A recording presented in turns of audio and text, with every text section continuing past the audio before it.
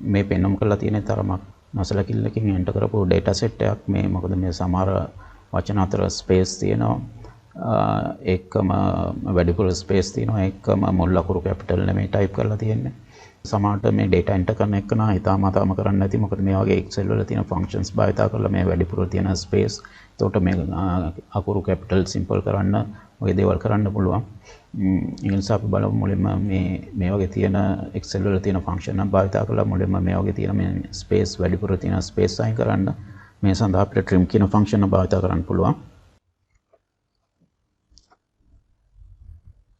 දැන් බලන්න මෙන්න මේ තැන් වල මේ තියෙන ස්පේස් එක අයින් වෙලා තියෙන්නේ මේ තැන් වලත් එහෙමයි ඊළඟට අපි බලමු මේ අකුරු සෙට් එක මේ ඉනිෂියල්ස් කැපිටල් වලට හරවන්න ඒ සඳහා අපිට තියෙන upper කියලා ෆන්ක්ෂන් අපි upper කියන ෆන්ක්ෂන් එක ලියමු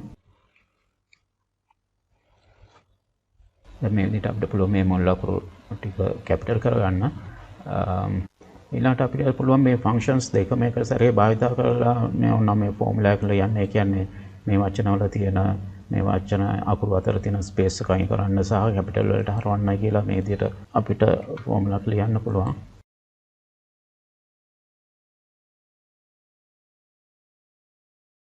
එතකොට මේ ෆෝමියුලා එකෙන් සිද්ධ වෙන්නේ මුලින්ම මේ තියෙන ස්පේසස් අයින් කරනවා අයින් කරලා ඒවා කැපිටල් වලට හරවන එක.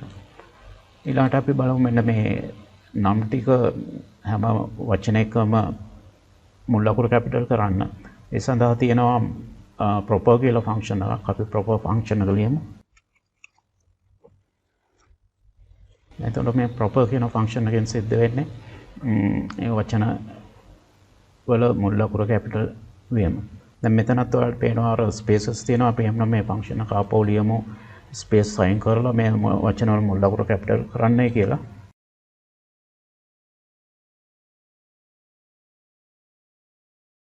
එතකොට අපිට මේ විදිහට හදා ගන්න පුළුවන්. දැන් එතකොට අපි ෆන්ක්ෂන්ස් දෙකක් භාවිත කරලා proper කියන ෆන්ක්ෂන් එක upper කියන ෆන්ක්ෂන් එක සහ ඒට අමතරව trim කියන ෆන්ක්ෂන් එක. දැන් අපිට මේ විදිහට හදාගත්තාන් පස්සේ අපිට මේ කොලම්ස් ටික තියාගෙන ඉන්න එකේ තේරුමක් නැහැ. මේවා අපි ඉවත් කරමු. දැන් මෙන්න මේවා ඉවත් කරාම ඔයාලට පේනවා මෙන්න මෙතන error එකක් පෙන්නනවා. ඒ කියන්නේ මේ cells වල තිබුණ අර initials වලට මෙන්න මේ cell එක තිබුණ reference එකක් තිබුණා. ඒක නැති වුණා නිසා මේ විදිහට උනේ. අපි මේක undo කරලා අර column එක ආපහු නැවත ගමු delete කරපු column එක. මෙතනදී අපිට මේ ටික දැන් මේ cells වල තියෙන reference එක නැති කරලා මේක formula එක ඉවත් කරමු. ඒ සඳහා මේ data set එක මෙතන copy කරලා නැවත මෙතන value එකක් විදිහට paste කරමු.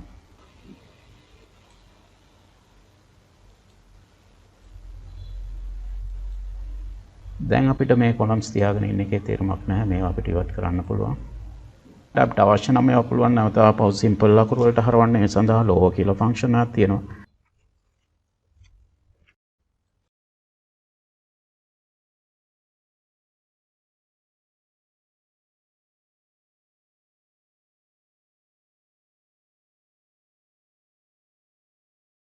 ඊළඟට අපිට බලමු දැන් මේවා data enter කරද්දී සාමාන්‍යයෙන් මෙන්න මේ විදිහට fields දෙකකට කඩලා තමයි data enter කරන්න ඕනේ. නමක් address එකක් ඔය type කරද්දී මොකද මේක එහෙම කරාම අපිට මේ search කරන්න පහසු වෙනවා. උදාහරණයක් විදිහට අපි හිතමු මේ surname එක වික්‍රමසිංහ කියන එකට search කරන්න වුණොත් එහෙම මේ නම් දෙක ඔක්කොම එකට ලියලා තිබුණොත් ඒක කරන්න අපහසුයි. අපි ඊළඟට බලමු අපිට අවශ්‍යතාවය අනුව මේ fields දෙක එකකව කරලා තනි field එකක් හදා ගන්න පුළුවන්. ඒකට මම මුලින්ම ෆෝමියුලා එක ලියලා ඉන්නවා.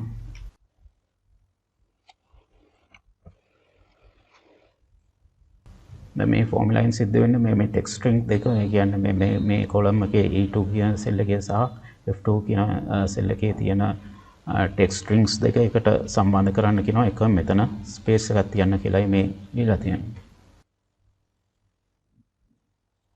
මේට අමතරව අපිට මේ ෆන්ක්ෂන් එකෙන් මේ ලියලා තියෙන ෆන්ක්ෂන් එක පුළුවන් ඊට අමතරව පුළුවන් Excel වල තියෙනවා concatenate කියලා ෆන්ක්ෂන් එකක්. ඒක භාවිත කරලත් අපිට මේ output එකම ගන්න පුළුවන්. අපි ඒකත් ලියලා බලමු. මේකට අපි arguments විදියට දෙන්න ඕනේ text string තියෙන cell එක. ඊට පස්සේ මෙතන comma එකක්. ඊට පස්සේ අපි කියමු මෙතන මෙහෙම space එකක් තියෙන්න ඕනේ කියලා.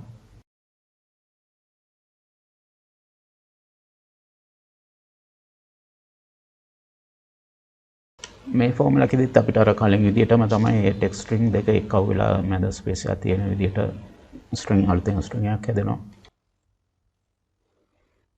අපි මේ පාඩමේදී ටෙක්ස්ට් ෆන්ක්ෂන්ස් පහක ගණනක් අපි ඉදිරි පාඩමකදී බලමු තවත් ටෙක්ස්ට් ෆන්ක්ෂන්ස් කීපයක් සම්බන්ධව.